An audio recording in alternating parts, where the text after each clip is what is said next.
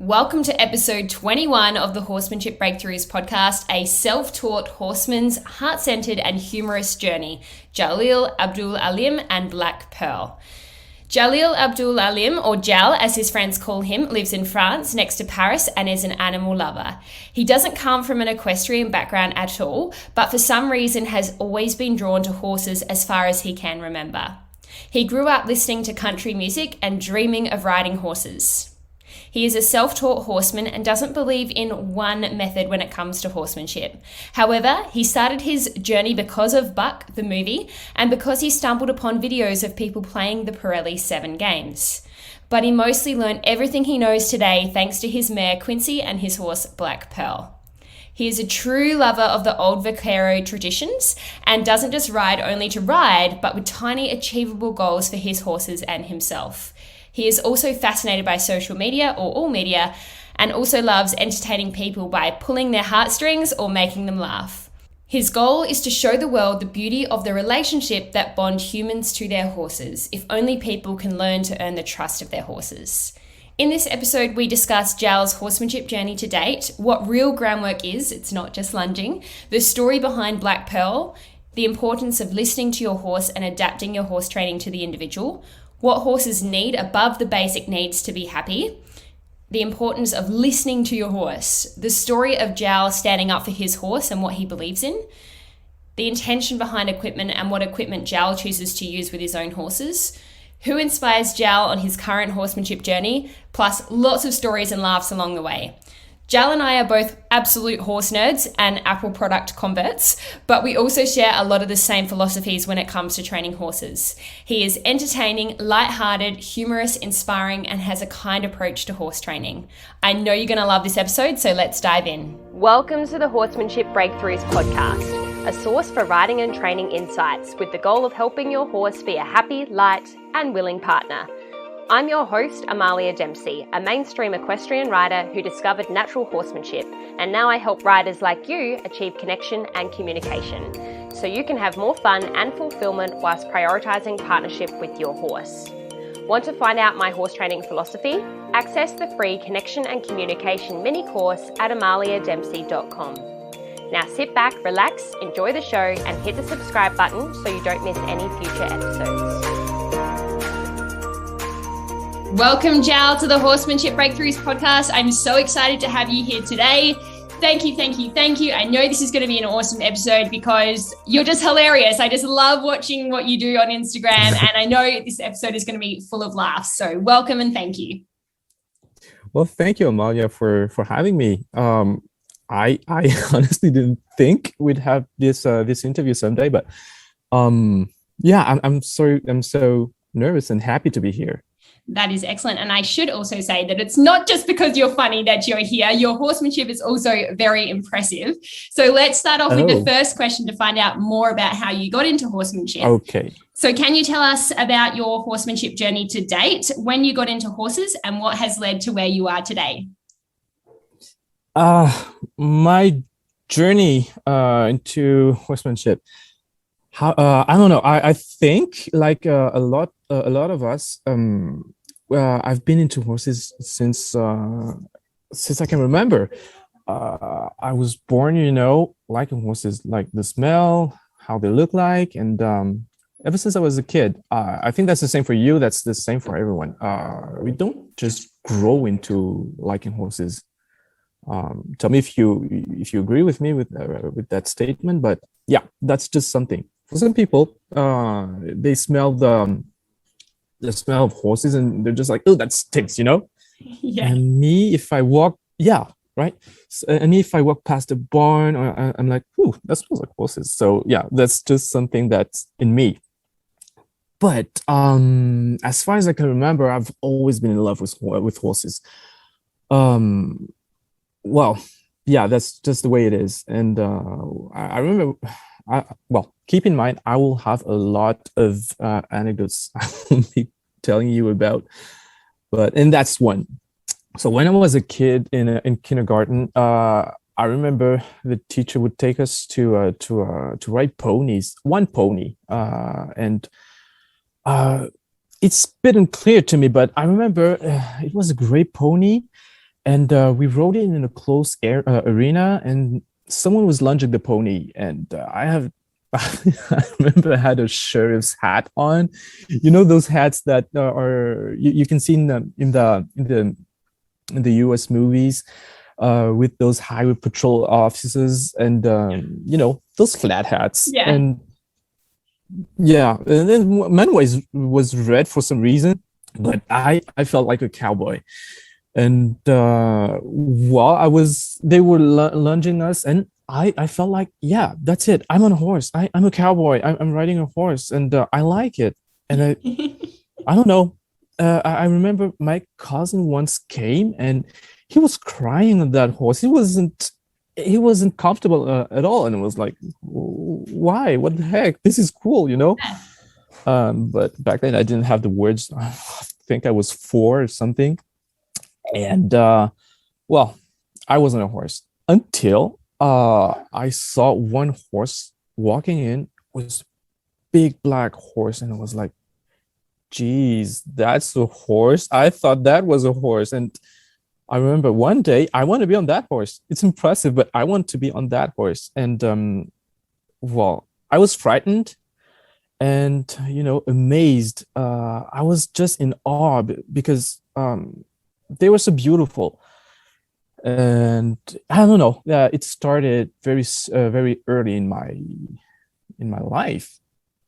Also, what I remember is during recess when I was in kindergarten, I would climb up that low wall and sit in there and pretending it was a horse. And in winter, I would untie my scarf and pretend my scarf were the reins. Oh, yeah. Well, I was that weird kid. All the kids were playing together, and I was on that wall. And I can't understand why the people, the adults there, wouldn't yell at me for doing something so dangerous. Well, maybe the horse wasn't that high, but in my mind, in my head, it was really tall, a big wall, but maybe it wasn't. And I don't know. That's me riding a horse back when I was 3, 4, 5. I can't remember. And also, well, that's something people don't know, but my parents were born in southern Vietnam, and they left after the war. But before the war, everything in South Vietnam was either French or American, because I think the American troops were there, and they could watch on TV shows like, Wild Wild West or Bonanza. How do you pronounce that? I don't know. I'd say Bonanza. I don't know. Bonanza. So yeah, I don't know, Bonanza. Too posh. Yes, Bonanza. Bonanza. Let's say Bonanza. Okay. Let's be ranchy, Yeah. And well, my dad, when he came to France, Yeah. he took with him that mixtape, and it was all country music. So yeah, I'm a big fan of country music too. And on that, on the back of that cover, I remember that rodeo cowboy riding a bronc horse, and all my life I wanted to be that rodeo cowboy because it was so beautiful. Someone took that shot. You could see that horse kicking back with the low head, and that cowboy, trying to hang on that horse, and one hand in the air and the other holding the reins. And I was like, this needs to be me someday. So yeah, I wanted to be the rodeo cowboy. So I'm a big fan of rodeos and bronc horse and bull riding, and I don't know, watching Heartland. And so yeah, so my everything ever since I can remember, since I was a kid, well, I wanted to be around horses. That was just in me. So yeah, that was the short anecdote about my journey into horsemanship. Wow, and what led me to where I was today. So second anecdote. I do you know that region in southern France that's called Camargue? No. Okay, Tell me about so it. let me tell you. So you have there's that breed of horses that are called Camargue horses, and they're bred basically to be working cows. So they are gray horses, and they are born in the, how would you call that? What's that English for word for in? It's like a damp area, that's flooded with water, like 75% of the year. But Well, I don't know if you know much about it, Australia, but we're pretty dry. So sorry, you need to see this. Well, if you ever come to France, I'll take you there, and okay. you and Daniel. I don't know if your husband will be a fan of this place because it's full of mosquitoes and horses, but yeah, this needs to be seen one day in your life. So we were riding horses, and well, you can imagine that they have a bunch of horses that you can ride, during touristic seasons. And I rode that horse, and we were like 10 people riding, and it was so uncomfortable. The horses were annoyed because I then realized that they did that all day. They got back to the barn, and then some other people would climb on them and would ride, and they would do that all day long. Yeah, It was right. horrible too. Yeah, thinking back, I wouldn't have ridden the horses. So but it was still a good experience. Why? Because when we got back, my legs were sore, and my butt was sore. And my father-in-law said, you know what, I wish they had Western saddles we could be riding, because those are much more comfortable to be riding in. And I was like, what the heck? No, that doesn't exist. It's not a Western movie. It's not a cowboy movie. He said, yeah. So when we got back home, I went on the internet and I searched Western saddle, Western riding, and I was like, holy cow, people are actually doing that. That's not just movies. So I was searching for Western riding, and I saw that that guy like 45 minutes away from my home, and I called him, and he told me, well, come on by and I'll let you ride my horse. And I was like, really? So I got there, I rode his horse. I remember he was doing cutting, he had a cutting horse, and I was riding, and he told me, well, you're a natural. And I was like, really? And he said, yeah, you need a horse, you need to do this, you need to do that. Your eyes, when you take a direction, your eyes, your body are doing the right thing.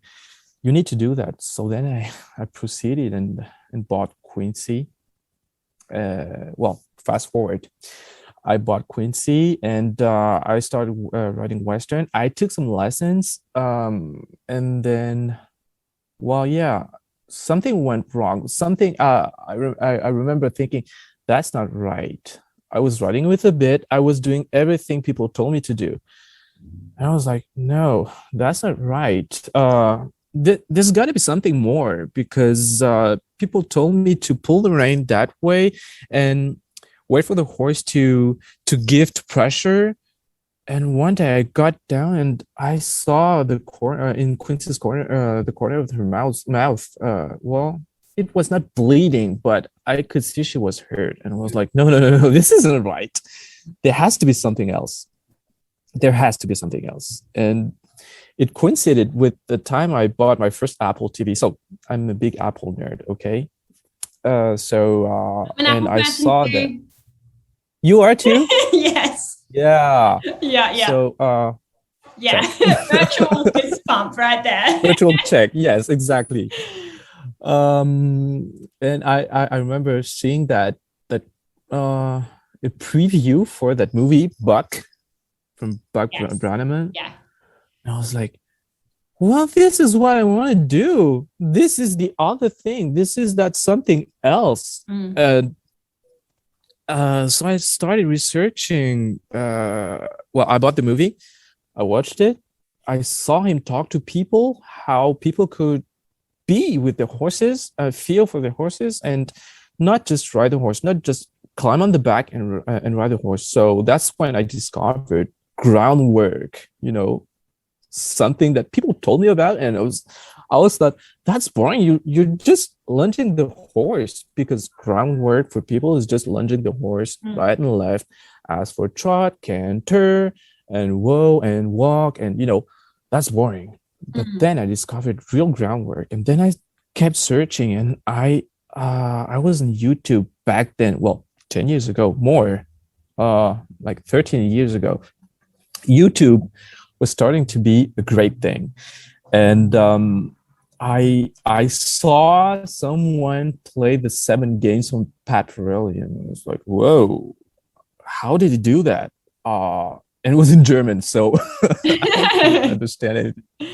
So I searched Pat Pirelli, and I went to my local tag store, and I saw that movie from Pat Pirelli, that book from Pat Pirelli. So I bought it, and well, there really began my journey into horsemanship, because only coincidences. Because I was riding a horse, I didn't like how it felt. I met some people. I listened to my father-in-law, and I just searched. I was so curious about these things, and I saw horses being happy. I saw horses working at liberty, and I was like, what witchcraft is that? I need to do that. Yes.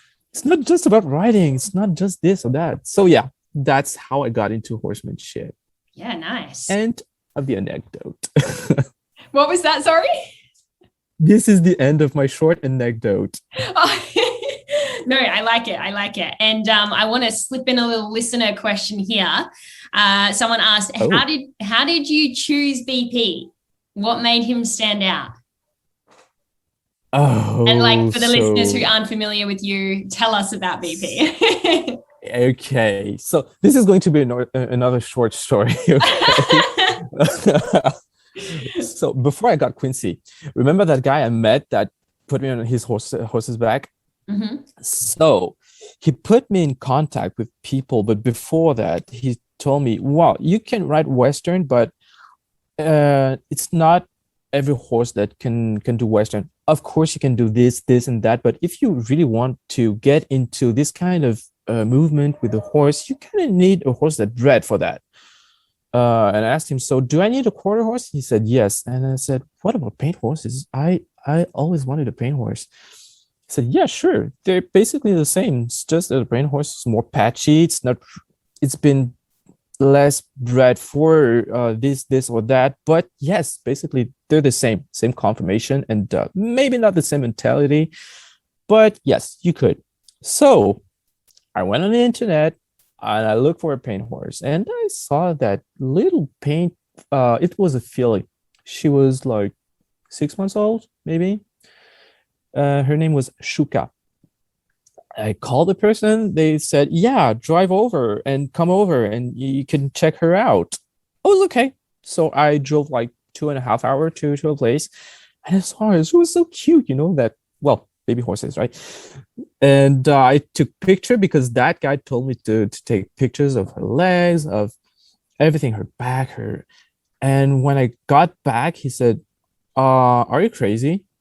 And I was like, "What? Why?" He said, "That's a filly. What do you want to do with that? You have no experience." And it was my whole world was shattered. I was so set on buying her, and I was like, "Why?" He said, "You're going to hate what you're doing, and you don't know anything." And it was kind of a wake-up call. He said, "You don't know nothing. You don't know anything. You need to get more lessons. You need to get a horse that is experienced." And so I got more lessons, and he put me in contact with a trainer. I bought her horse, and it was Quincy. I didn't get BP first, and then Quincy taught me everything. Really, she taught me everything. She was so patient with me. I hurt her. I did the wrong things. I tried to better myself, and then maybe 2 years, 3 years later, I think I was ready. So I called that same breeder. Well, what I do every year, I go on the internet, and when falling season is around, I just do my mental shopping, Yeah. and I see all those baby horses. I still do that actually, Yeah. and that's dangerous. That's really dangerous because well, yeah, let's not get into buying horses, but yeah, that's what we all do. I know you want to buy horses. If I could, I have like 20 horses, maybe 100. I don't know. But then I saw Black Pearl, and I saw that his sire, his dad, was homozygous with the Tobiano gene and the black gene, and I saw that Black Pearl was also homozygous, but only on the Tobiano gene. So I was like, good, maybe he can be a sire. Maybe he can sire falls because he has that. I was searching his bloodline. His bloodline is the QT bloodline. So the QT, you have 𝐞𝐡𝐢𝐬, you have Pepsi Poco, sorry, and they were built to. They were bred to be patchy. They were bred to have a good conformation. They were bred to have a very good mindset. So I called that breeder. I drove out there, and I saw BP, and it was so cute. It was like, I don't know, 2 months old, maybe 1 month old. Yeah. I still have the pictures from when he was a baby, and he was in the pasture with his two half brothers, and the two half brothers, they didn't need their mama. Only BP was with his mama. So I tried to approach him. Everyone was dead set on BP's half brother. His name is Pandya, because it was so close to the human. He would go to them, but BP, he was so afraid of us, and he stayed with his mama, and his mama was so protective of him. I tried to approach him, but he went behind his mama, and he was so scared of me. And well, that's me. I want this one because I understand him. He's so beautiful, but I think I could be a good human for this horse. Nice. And I was just dead set on getting him. I wanted to be his human, and little by little, I got to him. I think I signed the contract that same day. That I wanted to give the down payment, and I wanted him, no one else. And I remember my girlfriend back then asked me, just my girlfriend, she asked me, why don't you want this one? Look, he's close to us. He's so cute. And I said, no, I want this one. Nobody thought that he was beautiful, that he could be a great horse to me. I just felt it. Yeah, you just knew. Yes, I just knew. And his name back then was Black Pearl already. So I asked the breeder, why did you call him Black Pearl? And she said, well, I'm a big fan of Jack Sparrow. I was like, well, this is meant to be. I love Pirates of the Caribbean. So perfect. yes, just like it, as if I needed another excuse to get that horse, Yeah, you were sold. So yeah, that was exactly. Yeah. And that's how I got Black Pearl. How good. End of the anecdote. Sorry. No, it's all good. It's all good. I'm really curious. Do you have a mantra that you like to live by? I have, I think, many mantra, but well, that one is I got from Quincy, actually.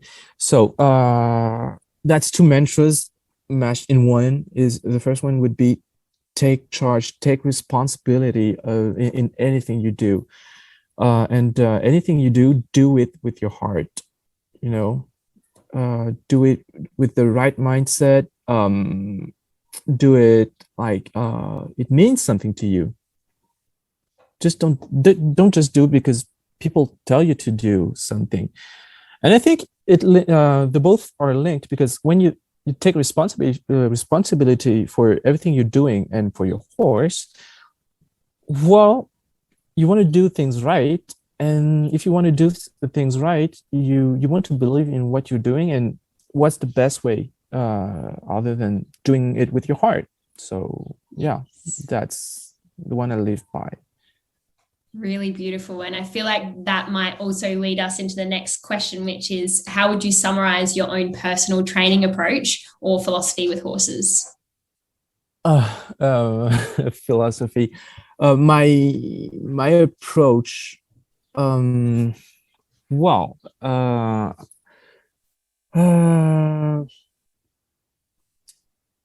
I don't know. You remember when I told you about the Camargue horses, Yeah. that I was riding, and I got into Western riding, and I got into seeing the movie Buck, and then going into Pirelli. So I had methods. I discovered that there was like methods, the 7 games, this, that, and then I did some more research after doing like 3 years of Pirelli things. Mm-hmm.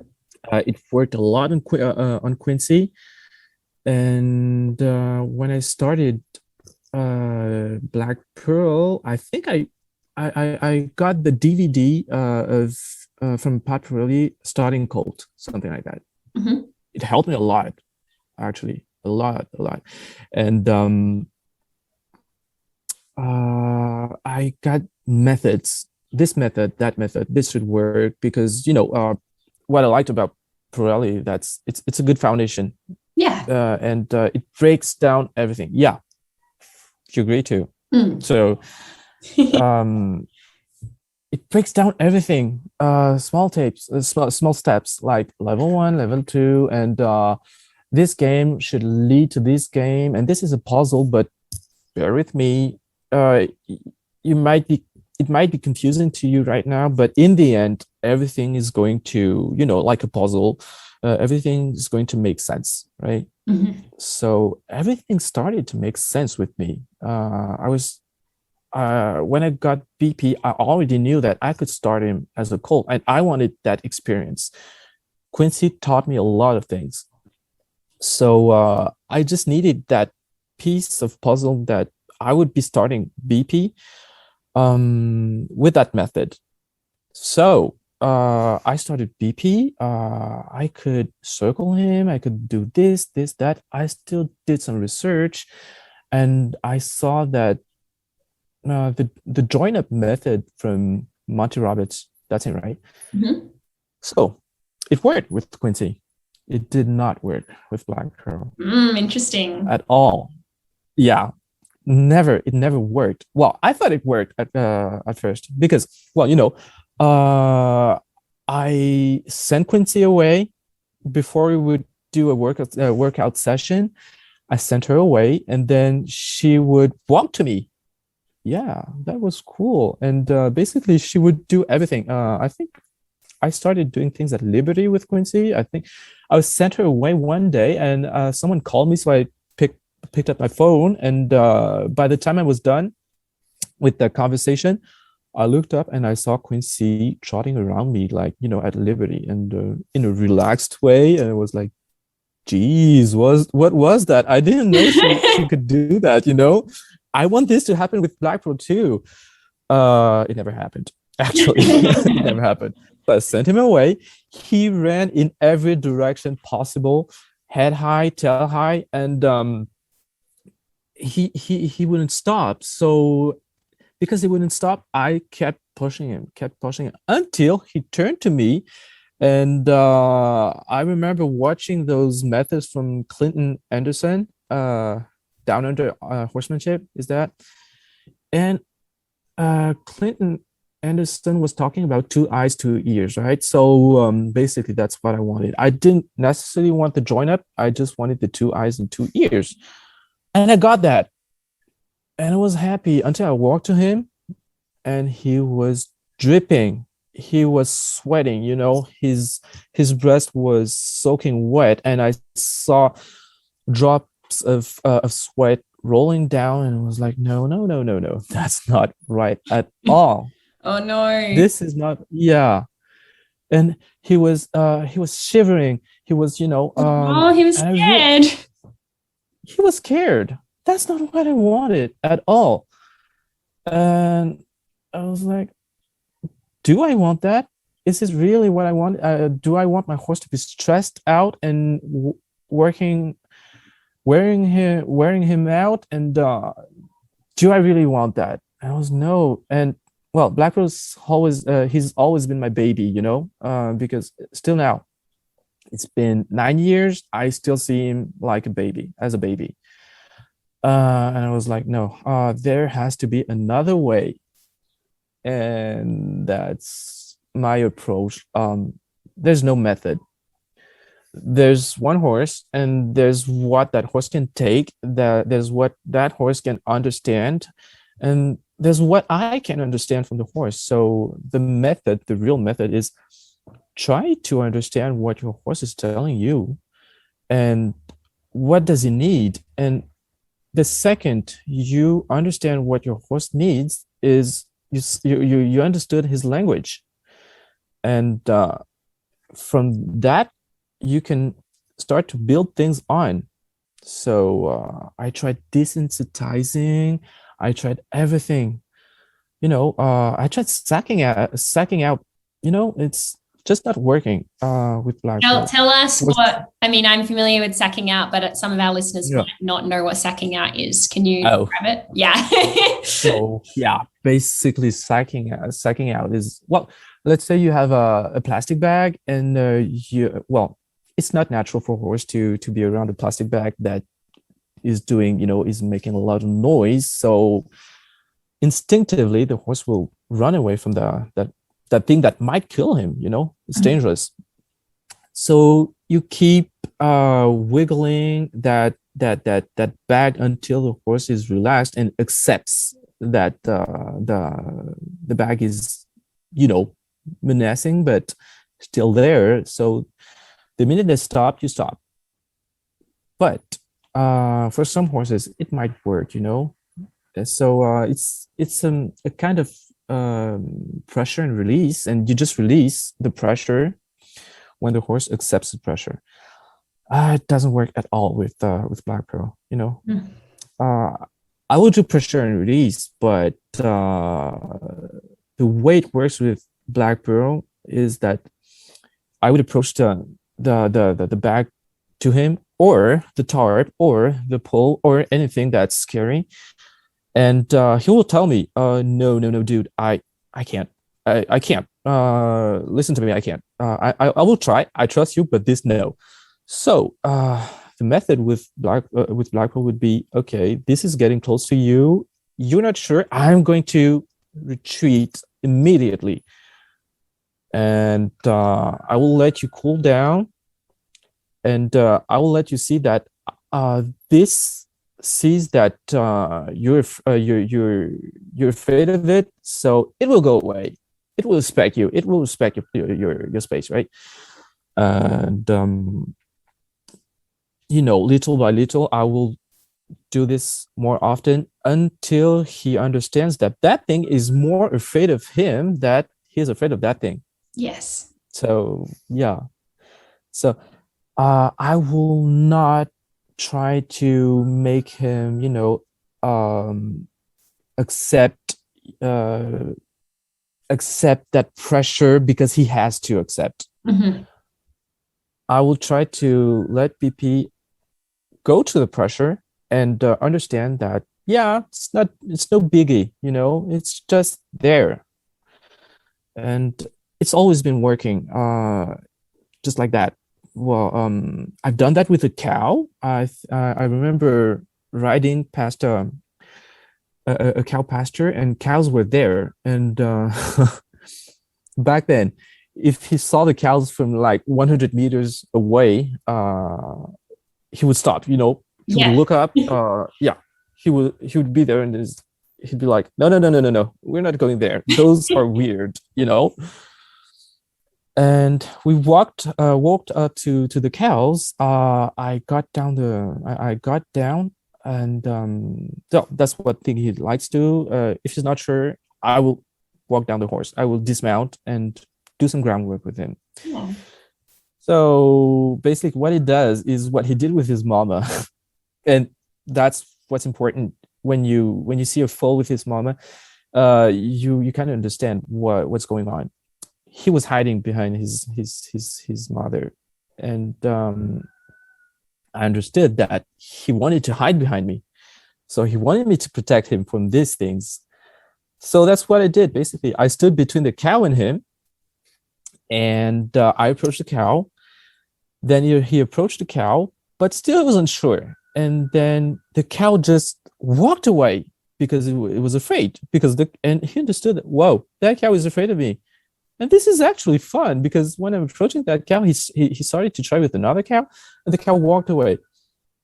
And he started to get interested in the cows. So I got back up on him, and we started walking to the cows. He snipped the cows, and then we were working a cow.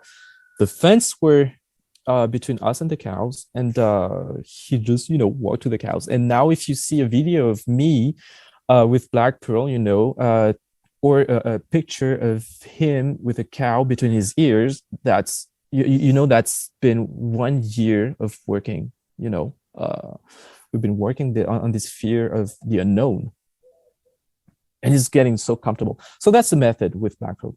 With Quincy, it's different. Quincy's like, yeah, that's I'm badass. I'm just I'm super confident, just naturally, like, I can take on the role. Yeah. Yes. Yeah, exactly. She's so confident. She knows everything, and she's not afraid of anything. So yeah, 2 horses, 2 methods. And I love that. 2 horses, 2 methods. That could be one of your methods as well. Yeah, it could be. Yeah, another mantra. You see, yeah. So that's my 3rd mantra. So it sounds like, sorry.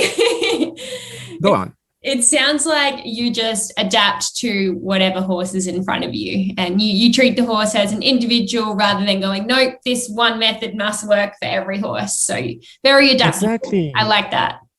Yes, but just I see a lot of horse people say that just listen to your horse, Yes. Because just like us, I don't like anthropomorphizing things, but if someone's forcing you to do something as a kid, because I don't know, do this, do that, but you're not sure, you just want people to show you things, help you. Well, ask, show, and then help. That's all. Well, I think that we horses deserve that from us. We ask, we show, we help. Yeah. And if they're not sure, well, let them make that mistake, and then we'll get back to it. Yeah. Otherwise, it's just a lot of stress. And stress, when you do stress, stress should be just like for a short period of time, not a big period of time. It shouldn't be lasting like 1 minute, because they start building up that adrenaline, and it's not good for the body. And no one understands things through stress. I'm sorry, but that's just what I believe. No one. Yeah, it's very hard to learn if you're in a tense and stressed state. Yes. Yes. And speaking of that, can you tell us what you think makes a happy horse? That's a hard one. Well, you had the basic. Everyone will say happy horse. Well, freedom, forage, and friends, right? I don't know in what order, but I call them the 3 Fs. Yes. So, well, that's the bare minimum. And still, I don't think that if those basic needs are met, I don't think that would make a happy horse.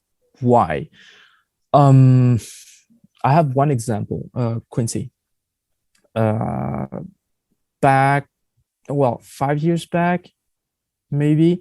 Yeah, she suffered laminitis, and I I thought that I should leave her alone and let her heal. Well, she had space to run away, to walk. She had a friend. Her pasture was right next to Black Pearl's, and every time I would get to the barn, well, I would walk up to, I would pet her, say hi, and then I would walk right up to Black Pearl, halter him, and then walk him out, and then go off to work him, and then get him back. She would see that all the time. Bear in mind, she had freedom, she had forge, and she had friends. And I saw her body declining. I was like, maybe she's not eating enough. She was eating enough. Maybe this, maybe that. Until a chiropractor came, and she told me, well, her body's good, actually, but she's missing something. And I asked her what she was missing. And she told me, maybe she needs you to communicate with her more. Maybe she needs to have fun too. Maybe she needs this, that. And I realized that they have more needs than just the basic needs, Mm-hmm. And she told me, well, work with her, do something, make her happy. That's your question. What makes a horse happy? Yeah. Just, meeting all the needs that they have, all of them. So she needed to be working, because now I know that after studying these things, that a horse that's laminitic needs to lose weight, needs to everything that goes in the horse's body needs to go out some way. So she had more things that went in her body than out. But to me, she wasn't fat. I could see her spine, she wasn't beautiful to see. So yeah, she was always stressed that I would abandon her. She was, that stress is like, I was talking about stress. That stress is slowly killing horses. It's not good for her. So I started working her, and well, she got back in shape, and slowly she got back in shape, and everything went back to normal, and she got back to being her badass self, actually. That's so cool. I think she was sad. Yeah, it was cool, and it took me like a year or two to realize that, so that's, well, I hate myself for that, but she suffered through that for such a long period of time. Her mane wasn't beautiful, her coat wasn't beautiful, and yeah. So interesting. It sounds like you definitely agree that they need the basic 3 Fs, but you feel like in order, especially with your experience with Quincy, in order to have a truly happy horse, they need more than just those basic needs. Like they need that enrichment in their life, that interaction, that that relationship with someone else, whether that's, another horse or another human, something that enriches their life and gives them something to look forward to. Maybe, who knows, of course, a thing like that, but maybe, yes, I like that maybe part, because horsemanship is just a bunch of maybes, maybe this, maybe that, maybe, because we don't know anything, actually. I think we know so little about horses, and we just keep on learning. Yes. And if you, I don't know, maybe 20 years before, back, we wouldn't be talking about what do they need to eat, right? Forage, of course. Grain, yeah. Well, no, not grain, because grain is full of starch. What do you need starch for? Maybe if you have a performance horse that's working a lot, well, maybe you need that extra kick of glucose, but why do you feed grain every day for a horse that doesn't do much? And so sometimes when I walk them in the woods or around my barn, there are a lot of plants and trees and leaves, and I just let them graze and pick that leaf, and then I go on and take a picture of that leaf, ask my friend, what's that? And my friend tells me, well, that's this. And so I go on the internet and I search, what does that plant do to the horse? Because if he ate that, he just needed that, And well, I see that he is in need of this mineral or this component of the plant. And so I'm just going to research what supplement has that, and so I will go and feed that supplement for 3 weeks, and then some needs are untold. You just need to observe and to watch and to, when I say listening to the horse, they don't talk, but they have their way of saying things. Absolutely. So right, yeah, so when they talk to us and we understand what they're saying, I think that's the basic of any communication, and that makes them happy. Yeah. So if someone's listening to this and they're like, I don't know what you mean, Jal, like, how is my horse talking to me? It makes no sense to me. What would you say to them? Just look at your horse. Look at it. Learn to understand any behavior from your horse. Go on and listen to podcasts. There are a lot of them. This one, I've been wanting to talk to you, because I was listening to a podcast and I was like, I need to talk. I need to, comment on this. I need to do this and that, but I can't. And here we are. And here we are. Yes.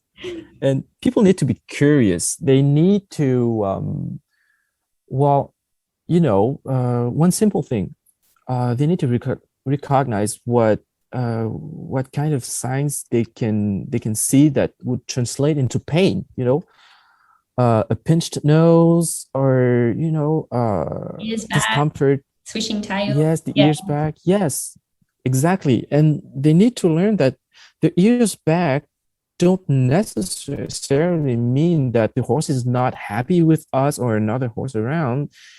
It's an indication of many things. So when you see ears back, it doesn't mean that the horse is unhappy with you around. Maybe is in pain somewhere, And that's how I understood that Quincy had ulcers, because I would get to her girth area and she would pin her ears back and then she would try to bite me. I didn't know what it was back then.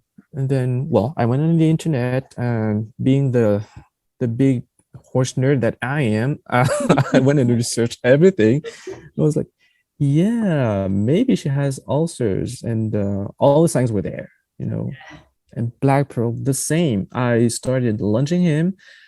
I asked for a trot, and he held his head higher with his ears pinched back. He never does that with me, and I knew that he wasn't pissed at me. I knew that something went wrong, and so I called the chiropractor, and she said, yeah, this cervical vertebrae is blocked, is jammed. He has pain here and there. He needs to lift his his shoulders to get into a trot, or but he can't because his sacroiliac joint is blocked. And I was like, yeah. I was happy that I could see that. And he was talking to me, basically. So if someone is asking me, how can I listen to my horse? Well, look at your horse. Yeah. Look at your horse. Or maybe sometimes ask people around. Ask them. It sounds like you're also saying educate yourself in terms of what different types of horse behaviors, I guess, could mean, and then Yes. really observe your horse and think, why are they putting their ears back? Why are they swishing their tail when I do this? Or why Yes. are they trying to bite me when I put the girth on? Like all of those Yeah. things. So speaking of listening to your horse, what are some of the biggest mistakes you see people making with horses? Well, for one, is not listening to the horses. Lead perfectly into that. Yes. Well, that's a good transition. Biggest mistake. Well, mistaking all the signals for my horse is being naughty. I can have one example. And I know you've been talking about that a lot, and I so agree with you. And I listened to your last podcast about horses being, your last episode, the episode 17, actually. You're all over it. Yes, I told you. I was like, yes. Well, she nailed it. I know you've been talking about people telling that their horses were being naughty, and I too do not believe that they are naughty. The biggest mistake is, going straight to one conclusion, because you're basically finding your horse to be guilty of this or that. But people do not necessarily go to the innocent before found guilty, right? So if you don't rule out, is my horse in pain? Is my horse angry at another horse because that other horse in the close area in his space? If maybe your horse is hungry, maybe your horse is not feeling well that day. Yeah. Did you rule out everything? Did you? Or maybe your horse is just exhausted. Or confused. Your horse is confused, exactly, stressed. Because we all know when we're stressed, we don't necessarily take the right decision. Yeah. Sometimes we just rush into things, and that's not right. We make mistakes, and horses can make mistakes too. So they're not naughty. And when we go directly to my horses being naughty, we go to reprimand the horse, because that's what we do as human. He's being naughty, I have to reprimand. Well, I don't think that among humans we should do that either. So when it comes to horses, they have no words to be talking to us. They just have their body, and they just have, that's it. Their body. They can move, they can, make a signal to, they can try and say something to us, and then they can act. That's all they have. And since we're most of the time holding them with the with a lead rope, they have no way out. So this leads me to one of the biggest mistakes is not letting a way out to your horse, and only thinking the only way out is what I want. But the horse can't give me what I want. So what am I doing? I'm just building up more and more stress, and I'm just killing my horse from the inside more and more. And I witnessed that with Black Pearl once. He just shut down because he had no other way out. And people mistake a horse that for, a horse shutting down. They mistake that for he understood.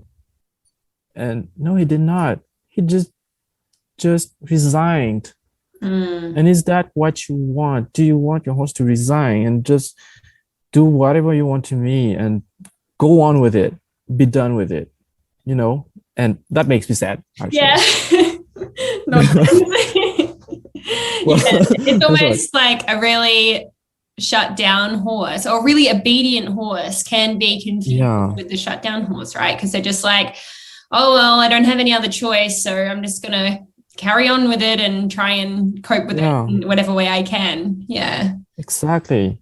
But that's sad. That's sad. So, and what do people do to get to that obedient horse? Short story.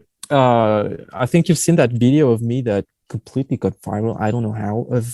I was talking about a teacher that he was angry at me because I wouldn't want I wasn't okay with him hitting BP, right? So what we did is my friends offered me a day doing a mountain trail. Sorry if I'm butchering that word. I don't know how I should be doing that. I would okay. So he got on that obstacle. It was just like 1.5 meter by 1.5 meter platform. Wait, wooden so platform. He, is yeah, this a mountain trail clinic? it should have been just a discovery, something that, just find out what it is, just have Okay, fun. it was like turned out to be a clinic. Oh, right. So it was more of like a come Yeah. and try display sort of thing, but it turned out to be like Yes. a bit of a clinic situation. Yeah. Yes.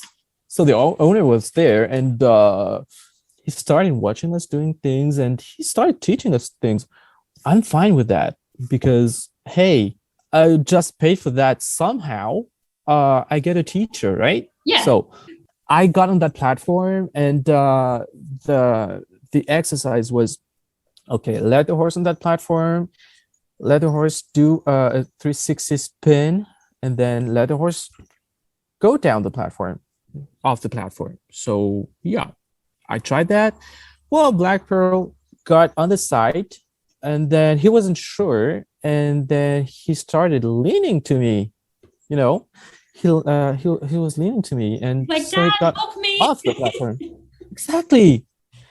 And he did that 1, 2, 3 times, and the teacher was there, and it was like, he stopped me. He told me, you can't let your horse do that because it's dangerous. I was like, okay. And he told me, okay, just hold your hand like that and try again.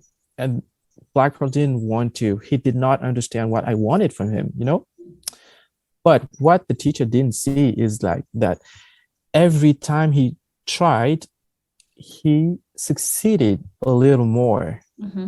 And I rewarded that. So he asked me, can I take your lead rope? Can I try this?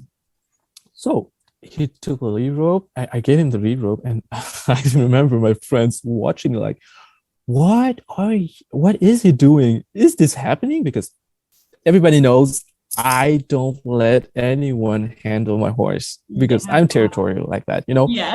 I'm so protective of them.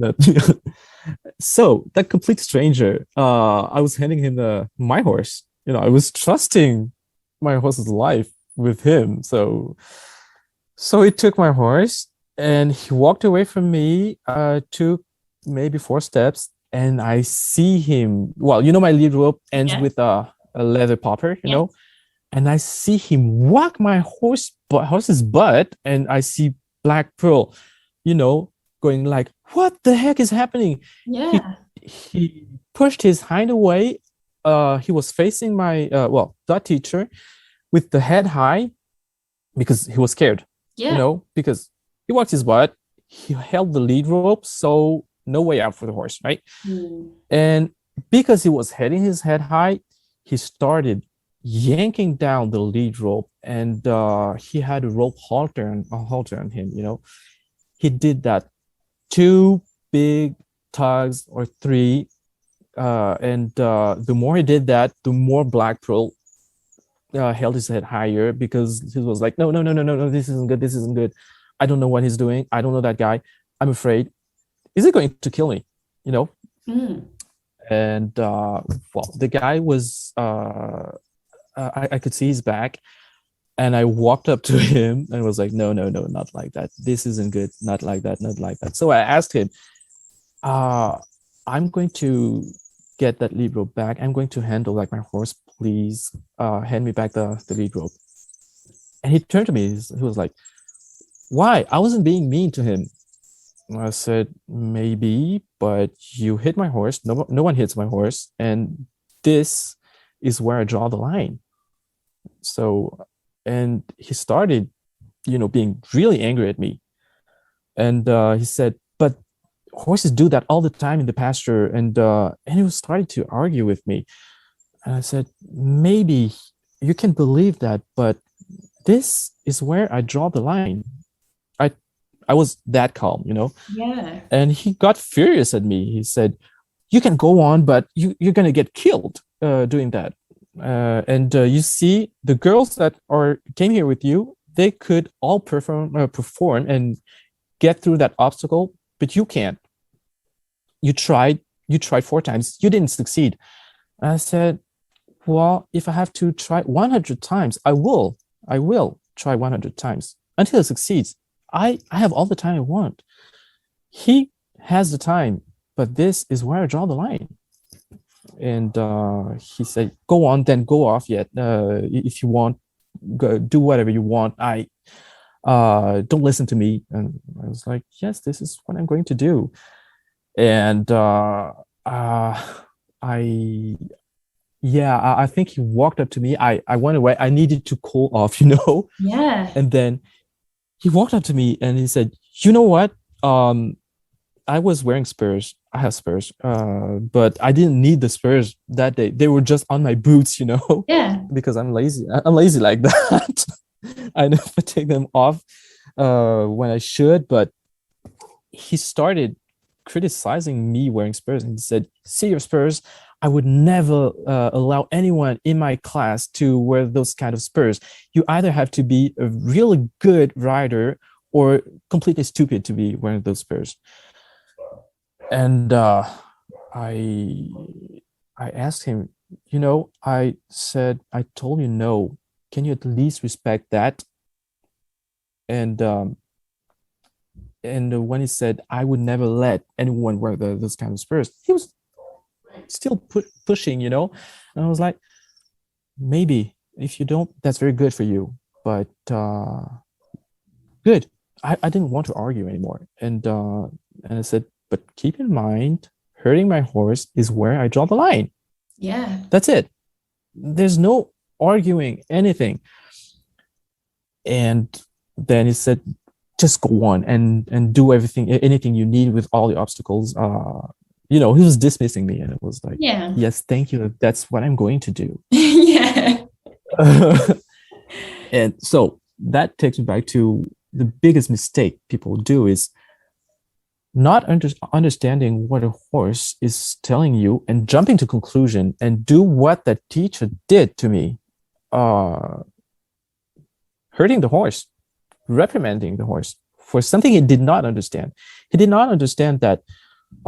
He didn't ask me, how is your horse today? How is he? What's his mindset right now? Because to him, that's the old method. A horse is not allowed to have a mindset. Yeah. But to me, a horse is allowed to have a mindset. Absolutely. Is he tired? Maybe he's not accustomed to this place. Maybe he's exhausted. He did not. Had he asked me, I would have told him, well, he's been in a trailer for like 2 hours. We've been riding in traffic. It's been really hard for him. That's the first time he got into such a long ride, trailer ride. So yeah, he's a bit confused about everything. He just need to, get centered with me.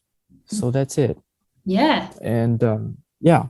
What I really like about that story, Jal, is that you stood up for your horse. Like, I feel like a lot of people in the same situation would think, oh, I don't really want to offend the instructor, or I don't want to speak up. I'm a bit nervous about saying what I feel, but you stood up for your horse when it counted.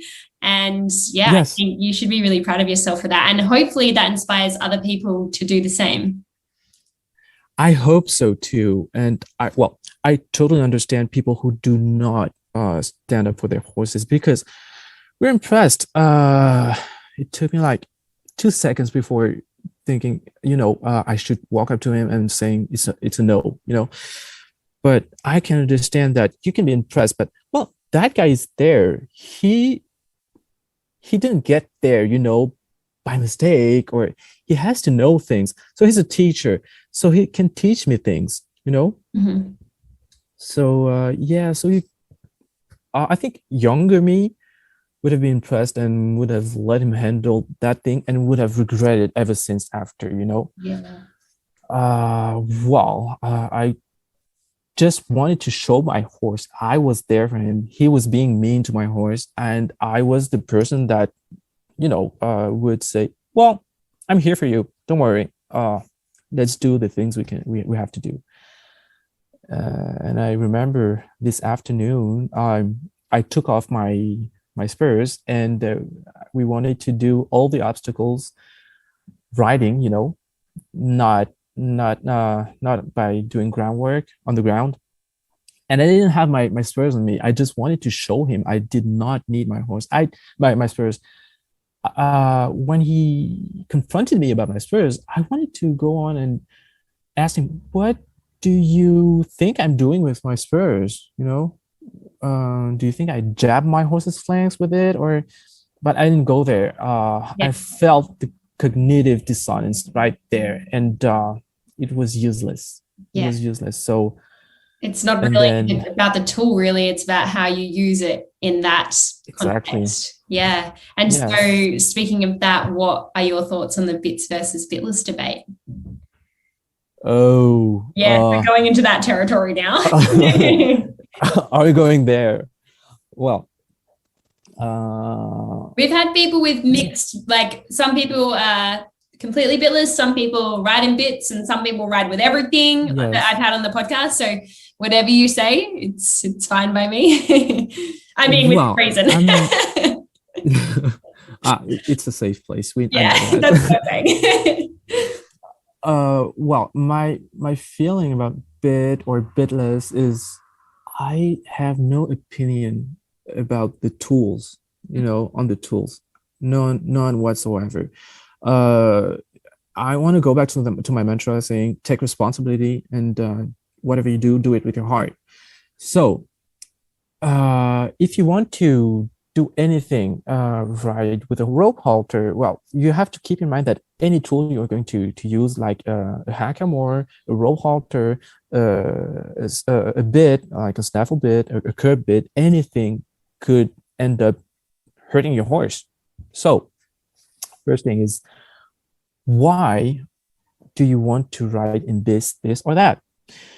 To me, it's simple. I want to ride in a 𝑉𝒐𝒂𝒏𝒔 and never ride with a bit because I don't want anything to go in my horse's mouth. I want to preserve my horse's mouth the longest period of time possible, and that's it. Anything I can achieve bitless, I will. Then, how am I doing things with my horse? I used to ride with a rope halter, and I still am actually, because the 𝑉𝒐𝒂𝒏𝒔 is too big for Black Pearl, and it's not adapted to his nose, so it might end up hurting him. So I'm going back to something he knows, riding him with a rope halter, and I don't want to fight my horse. So the question is, why do you want to ride with a bit? What do you want to achieve with that?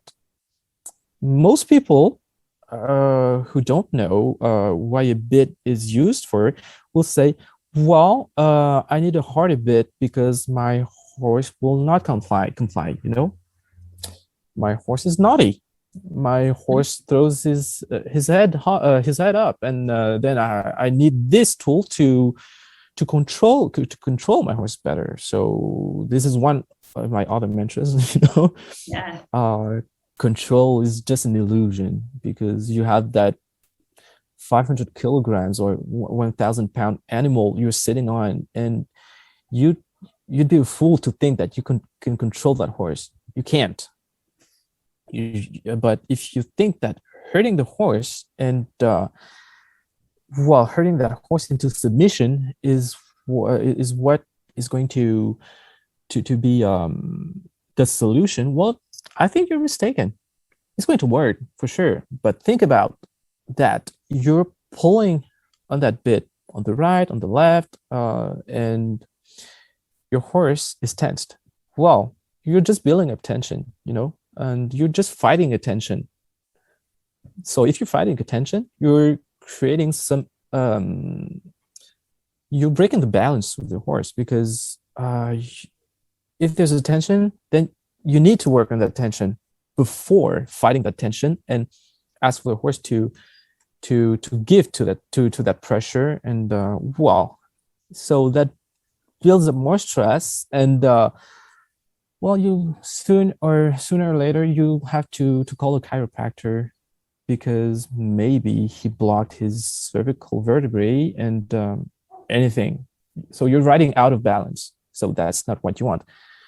So to me, if your intention is to refine what you're doing, if you want to, provided you've been working on your posture, on your everything, and provided you taught your horse to want to bend right or left, or to engage or lower his head, or if the horse is doing that on its own because you've given the right cues, go on with the bit.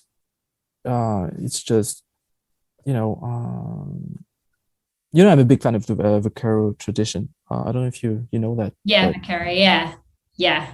Well, they start riding their horses with a 𝒆𝒊, because they don't fight the horse. If you're not doing the right thing with the 𝒆𝒊, you'll know it, because it's not forgiving to you. You don't get a lot of pressure on the horse's nose. And you just work with signals. You're not pulling. If you're pulling, you lost. Yeah.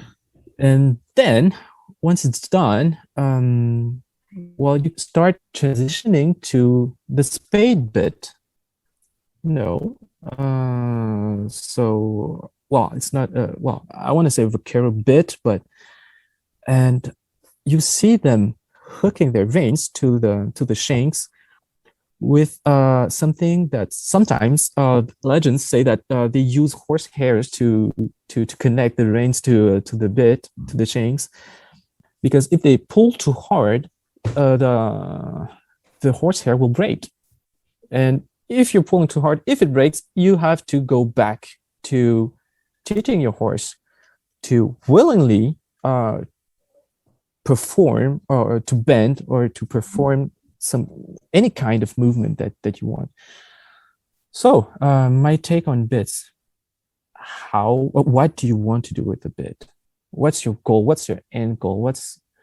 Why do you want to do this? Yeah. And it sounds it goes back to your whole taking responsibility for yourself, yes, and your decisions.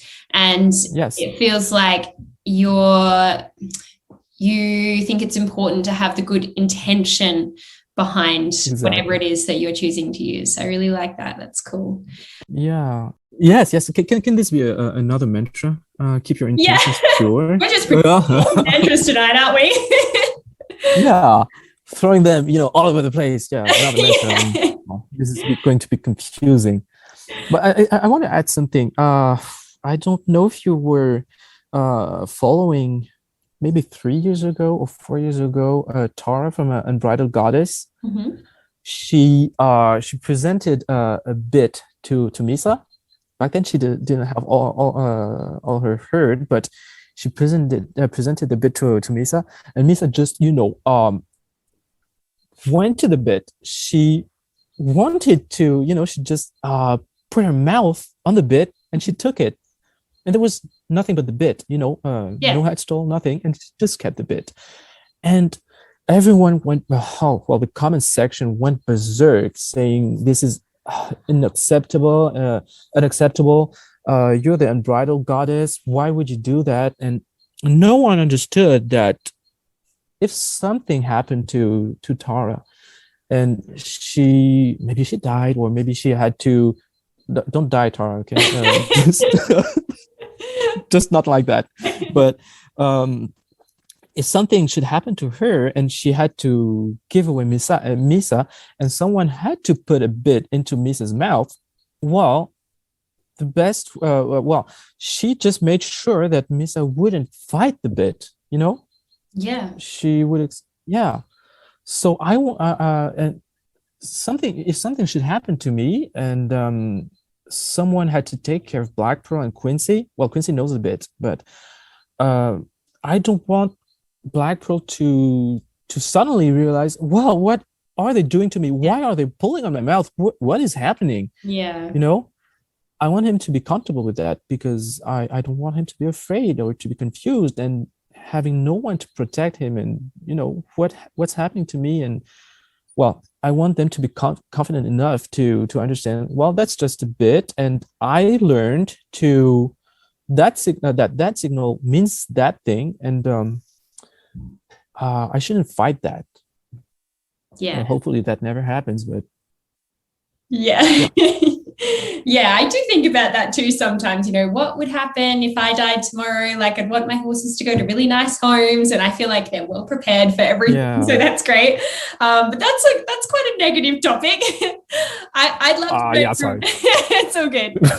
I'd love to know from you, if you could have dinner with any 3 horse people, dead or alive, who would it be and why? And what would you ask them? Oh, well, let me tell you something. 3 people is way not enough people to have dinner with. Yeah. So if you forgive me, I will give you more than 3 people, Okay. dead or alive. And the first person I want to have dinner with is Jeff Sanders. I don't know if people know about that guy.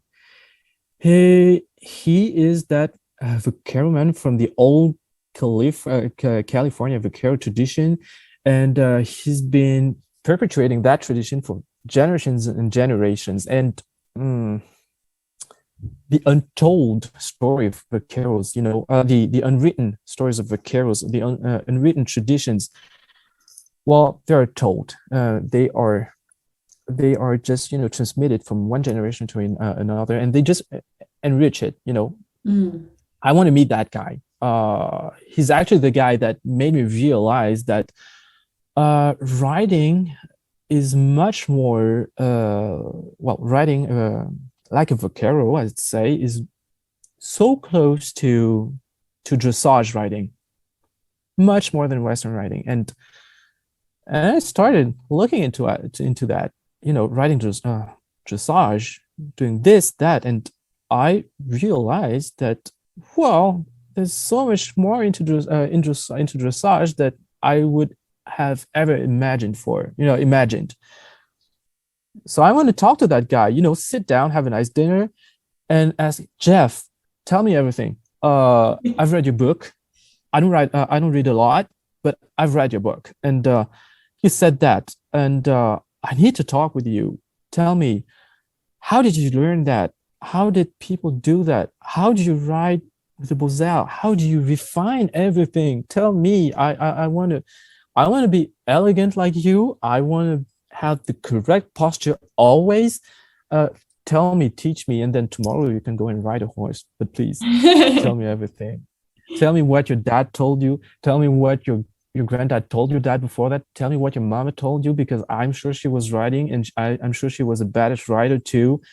I'm sure she was, you know, hands down the best working hand in the ranch. And tell me, and well, because as much as I like, you know, telling stories, I like hearing stories from people too. Yes. So that's sounds like you're going to need way more than one dinner. Yes.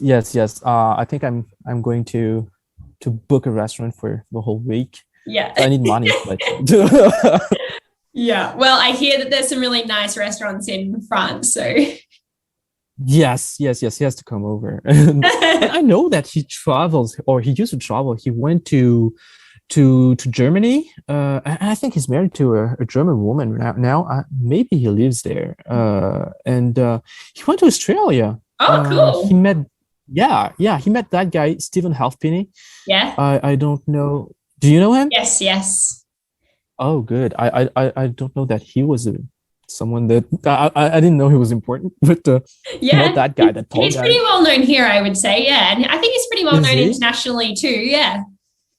Okay, well, that's me, you know. I don't talk to a lot of horse people, but yeah, he did quite a lot of things, and you can find if you search if you go to YouTube and search Jeff Sanders, and he talks with Stephen Halfpenny about how a saddle should fit, and how a Boselle should fit, and well, so maybe that's Stephen Halfpenny is one guy you should have dinner with too. Oh, is he on your list too? Guy. Yes, he's on my list. Ah, cool. And then I was asked him, what did Jeff tell you that he forgot to tell me? And basically ask all the questions you asked, and I would ask all the questions to Jeff Sanders. Hey, if you ever get Jeff Sanders on that podcast, I would be like, oh my gosh, she did that. Well, I would need your help preparing the questions for Jeff. Well, all those questions are awesome, but I reckon he's going to tell you a lot of stories too. But people need to hear him. That that's just the unwritten things that is transmitted through stories. Yeah. And then there's another person. Well, those are Instagram people. Well, first person is obviously Tara. There's something about Tara, Unbridled Goddess. She's just natural. She it seems like everything she tries, everything she thinks, she does that in such she easily, she does that. Everything she does it easily, and I think she's natural, and she has a gift. Some people don't have a gift, but some people do, and I think she's truly a gifted person. And I want to know everything about Misa, and I want to know everything about the people she met, and how is she, so patient? Who inspired her? Who does she talk to? What does Drago tell her? What does Misa tell her? What everything? And she's like the perfect horse person to me. Yeah. I want to meet her someday. I think I will, because I set my mind to it, but I want to. I really want to. And that would be so cool. Yeah. Then I want to meet Nikki. Nikki is like my Instagram best friend. I feel like Nikki's a lot of people's best friend on Instagram. Yes. She's such a sweetheart. She's so easy to talk to. She doesn't really care what people think about her. And well, you've been talking to her, right? Yeah. We're good friends. Yeah. So and she's true to her emotions, she doesn't do that for the money. She doesn't do that for fame. She just does that because she wants to share everything she does, and it works. I saw her with Lune and 𝒂𝒅𝒂𝒏'𝒔. I remember she had 𝒂𝒂𝒏𝒔 first, and she was, writing that journal day 1, day 2, day 3. Yes, that was so cool how she did that. Do you remember that? Yes. Yeah. I think when I saw day 1, I was like, whoop, we're in for a journey on this one. Oh, yeah. And you could see her, really progressing, Yeah. And do you remember day 1? And do you see what she does now? Yeah. I mean, that's, wow, amazing. And I want to be there and say, Nikki, teach me. And I know she will be like, I don't know what to teach you. Yeah. But I think she doesn't realize how gifted she is. Yeah. So yeah, I wanna have dinner with her. And then there's Jen Zeller, the South Dakota cowgirl. She lives on a ranch, and well, everything she does is so cool, and she's so kind and gentle. I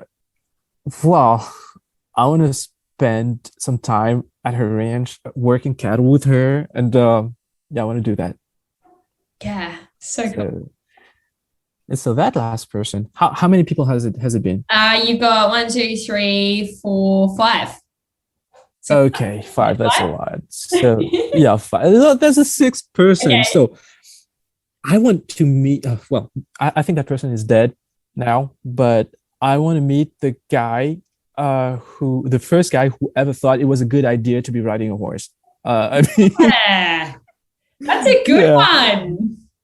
yeah. But do you never? Don't you ever wonder who in their right mind thought it was a good idea to be riding a horse? Obviously it has to be a guy because it's kind of a death wish and so stupid and so dangerous. It can't be a woman. I feel like someone must have gone, oh, well, I can only run this fast, and that horse is going quicker than me, and we don't have cars, so I'm just gonna jump on its back. Yes. Just back then they were grunting, Yeah. and I keep picturing them, sitting by the fire, having a beer and just like, one's Dave and the other is Jim, and Jim is like, sees a horse running by, is like, Dave, did you see that horse running by? He looks like the painting in Jeffrey's wall, in his cave. And, Hang on, was that an Aussie accent? That sounded a little Aussie. What's that? That was pretty good. Somehow, though, I don't feel like the Aussies were the first to be riding horses, but I don't know. I just pictured the accent,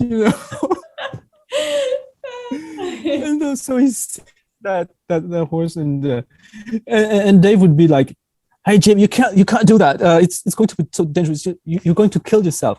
And Jim would be just like, "Hold my beer," and he would just jump on that. Yeah. And Hammer Dave would be, "Dude, that was so cool." And then they just started. I want to be part of that beer by the fire. That's not dinner. And yeah. Well, obviously they were grunting back then. Well, maybe that's why I was speaking English. I did quite masterize the skill of grunting. So yeah, it had to be in English with that Aussie accent. I'm sorry, I didn't. It was cool. I reckon for those that are listening off air, we were talking about different accents, and Jal said that he can't do an Australian accent, but then he just whipped it out on the podcast. So oh my goodness. Maybe you're listening. I don't think I can do it. That was nothing like an Australian accent, but hey. I tried. Oh, maybe I'm rewatching Game of Thrones, and some people are talking with accents, so maybe I picked up some accent. Maybe. Hey, we could talk forever, but I want to know from you before we wrap up, what is next for you, and where do you see yourself in 10 years' time, and what is your ultimate goal with horses?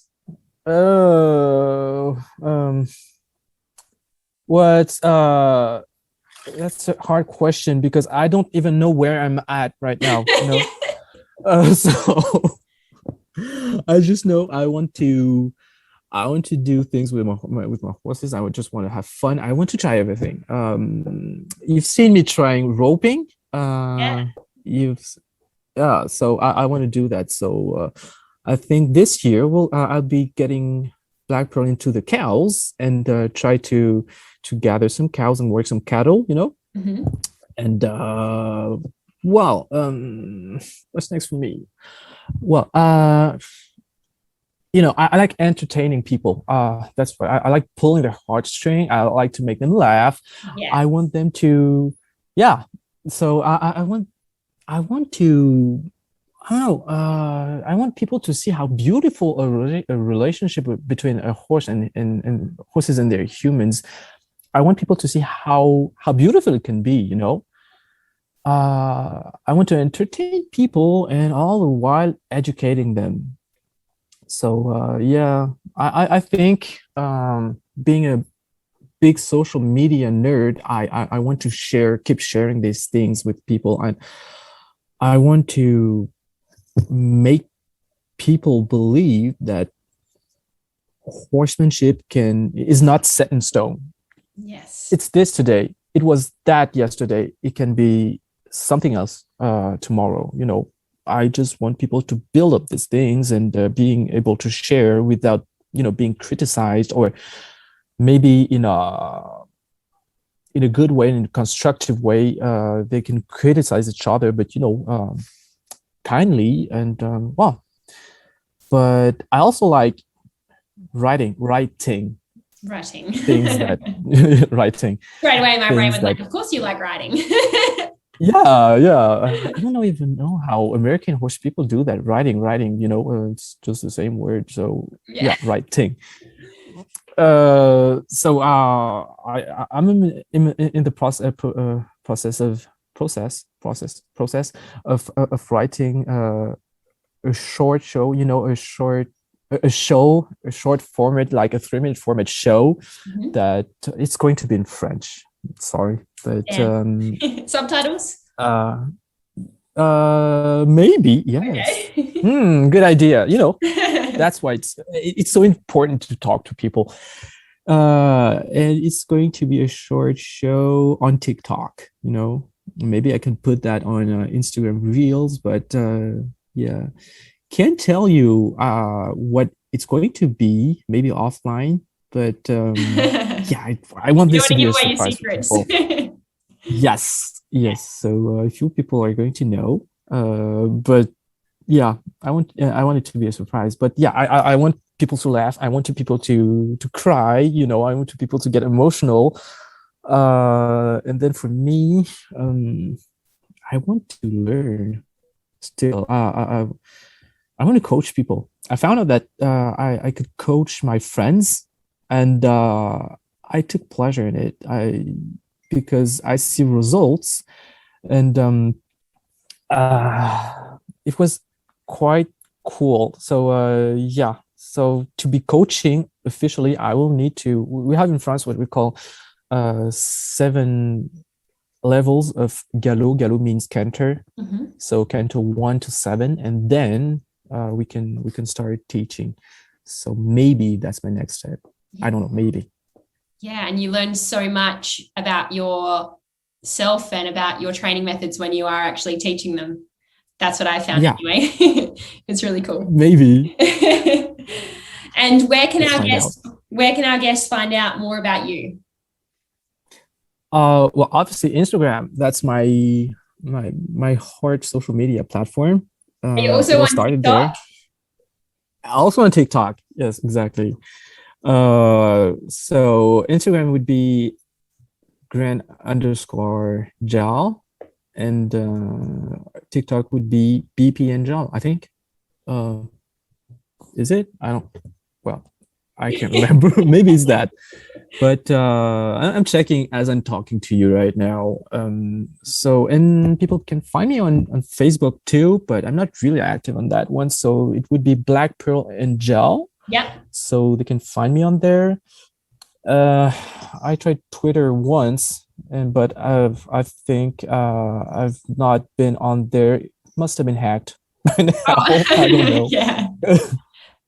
Yeah, I haven't been on Twitter much either. I feel like the horse community is a lot on Instagram because it's very visual. Yes. Yeah.